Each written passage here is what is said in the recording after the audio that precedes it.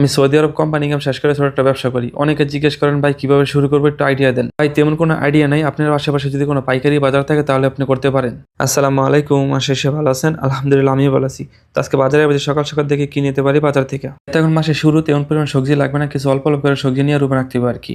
বাজারে এসে কিছু মালের অর্ডার ছিল মতো বাংলাদেশি যে লাল আলুর আছে, ছোট ছোট লাল আলু, ওইটা লাগবে আর কি। এবার সৌদি আরব ব্যবসা করি, অনেকে আবার জিজ্ঞেস করেন ভাই কেমন টাকা লাভ হয়, কত টাকা লাভ করেন প্রতিদিন। যে তুমি কাজের ফাঁকে ব্যবসা করি তেমন করে লাভ না করলে প্রতিদিন যদি 10 টাকা থাকে তো আমার মাসে 300 টাকা। আমি যে কাজের ফাঁকে সৌদি আরব একটা ব্যবসা করবো সেটি আলহামদুলিল্লাহ। আমি যেহেতু রুমে ব্যবসা করি, আমার কোনো দোকান ভাড়া লাগে না, আমার লাগে না কোনো কারেন্ট বিল। এই জন্য আমি যত টাকা লাভ করি পুরো টাকা থাকে আমার। আপনাদের যে কোনো আইডিয়া লাগবে অবশ্যই আমাকে মেসেজে নক করবেন, আমি অবশ্যই বলে দিব কিভাবে ব্যবসা শুরু করতে হবে আপনাদের। এদিকে খুঁজতে খুঁজতে লাল আলু পাইলাম এদিকে, তো বাইরে বললাম কত করে, উনি বললো 15 টাকা।